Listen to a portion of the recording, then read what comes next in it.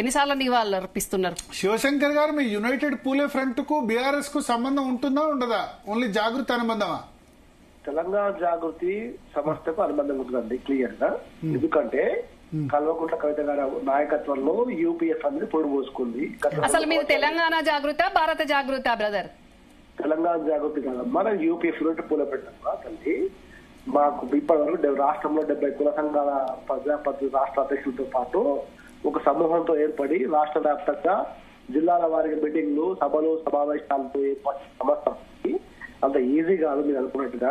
మేమేం ఈజీ అనుకోవట్లేదు. మీరు మా ప్రభుత్వాన్ని కాంగ్రెస్ తెలంగాణ ఇచ్చిన మా కాంగ్రెస్ పార్టీని మీరు చాలా ఇష్టం ఉన్నట్టు నోటికొచ్చినట్టు మీరు మాట్లాడతారు, కానీ మాకు అలాంటిది ఎప్పుడు ఉండదు. మేము ఎవరిని ఈజీగా మాట్లాడమండి. రమ్యారావు గారు ఏమంటే ఇప్పటిదాకా మీరు చెప్పినారు, నాకు చెప్పే అవకాశం ఇవ్వండి.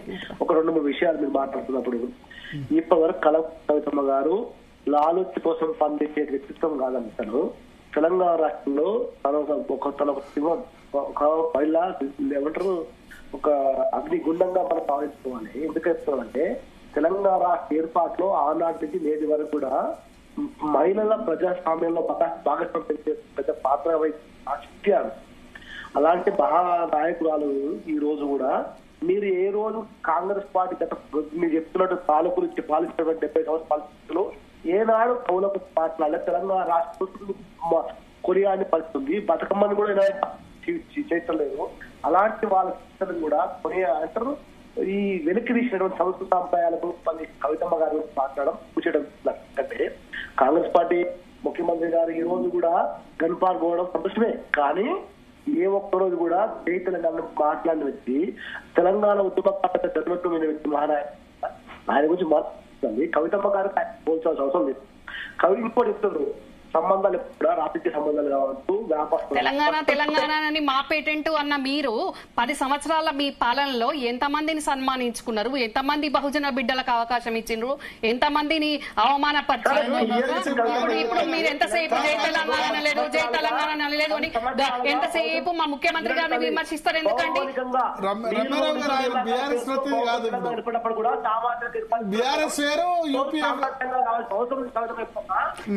వేరు అంటే ఇప్పుడు అది వాళ్ళు వేరే పార్టీ అంటలేరు కదా, వాళ్ళు బీఆర్ఎస్ లో ఉన్నారు కదా అండి.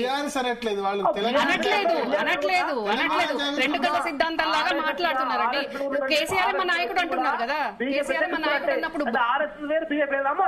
ఏదో అంత అదే సినిమా అంటే అదే పాట ఉంటది కదా, గోల్మాల్ గోల్మాల్ గోల్మాల్ అంత గోల్మాల్ అన్నట్టు ఎవరైనా తెలుస్తుంది. అంటే మీరు ఎట్లయినా మార్చుకుంటారా? కవిత బీఆర్ఎస్ లో ఉంది. తెలుసు సంస్థ చాలా గొప్పగా పనిచేసింది, చాలా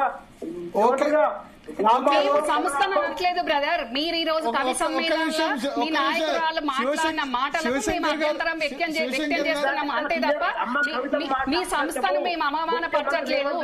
ఈ రోజు మా ప్రభుత్వాన్ని, మా ముఖ్యమంత్రి గారిని మేము ఏదైతే పథకం తీసుకున్నామో దాన్ని మీరు ఈ రోజు విమర్శించారు, అది కరెక్ట్ కాదు అని అంటున్నా. 10 సంవత్సరాల కాలంలో మీరు చెయ్యని దాన్ని ఈ రోజు పేర్లు పెట్టి మీరు అనడం ఎంతవరకు కరెక్ట్? సరే, నాకు ఓకే థ్యాంక్ యూ శివశంకర్ గారు, రమ్యారావు గారు.